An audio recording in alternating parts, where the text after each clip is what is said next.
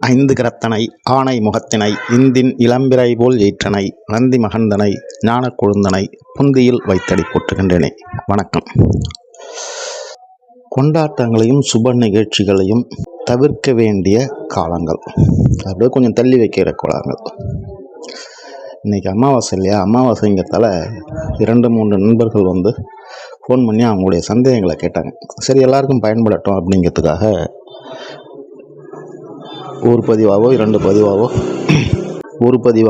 பதிவாவோ போடலாம் அப்படின்னு சொல்லிட்டு, நம்மை விட்டு பிரிந்தவர்கள், நம்முடன் வாழ்ந்து நம்மை விட்டு பிரிந்தவர்கள், நம்முடைய அப்பா அம்மா, கணவன் மனைவி, உடன் பிறந்தோர், பங்காளிங்க, தூரத்து சொந்தக்காரங்க, இவங்கெல்லாம் இறந்ததற்கு அப்புறம் எவ்வளோ நாளைக்கு நாம் துக்கம் அனுஷ்டிக்கணும் அப்படின்னு சொல்லிட்டு ஒரு முறை இருக்குது.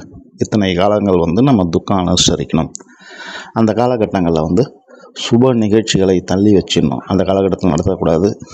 பண்டிகைகளை கொண்டாடக்கூடாது, கொண்டாட்டங்களை கொண்டாடக்கூடாது அப்படின்னு சொல்லிட்டு வகுத்து வச்சுருக்குறாங்க.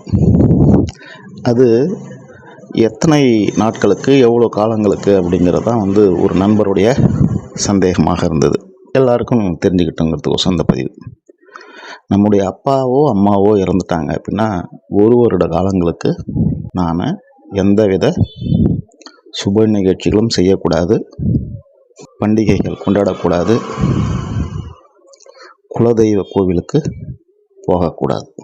ஒரு வருஷாப்தி அப்படின்னு சொல்லக்கூடிய அந்த முதல் 1 வருட காலங்கள் முடிந்து அவங்களுக்கு தேவசம் கொடுத்ததுக்கு அப்புறம் தான் நம்ம அனைத்தையும் செஞ்சுக்கணும்.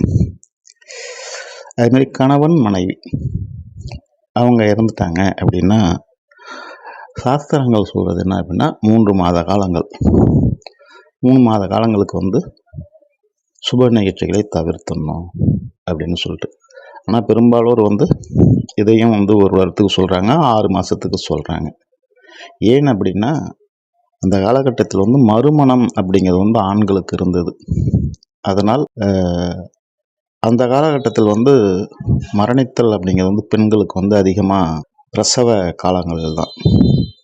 அப்போ அந்த குழந்தையை பார்த்துக்கொள்வதற்காக ஒரு மறுமணம் செய்ய வேண்டிய ஒரு கட்டாயம் ஆண்களுக்கு ஏற்படும். அதனால் அதை ஒரு சில பேர் வேறு மாதிரியே கொண்டாடுவாங்க. ஈமக்கிரியை செய்வதை வேறு ஒருத்தரை வச்சு செஞ்சுருவாங்க.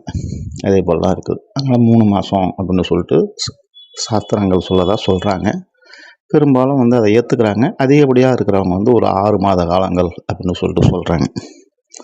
அடுத்தபடியாக உடன் பிறந்தோர், நம்முடைய உடன் பிறந்தோர் அவங்க மரணிச்சிட்டாங்க அப்படின்னா 45 நாட்கள் 1.5 மாத காலங்களுக்கு இந்த துக்கத்தை அனுசரிக்கணும்.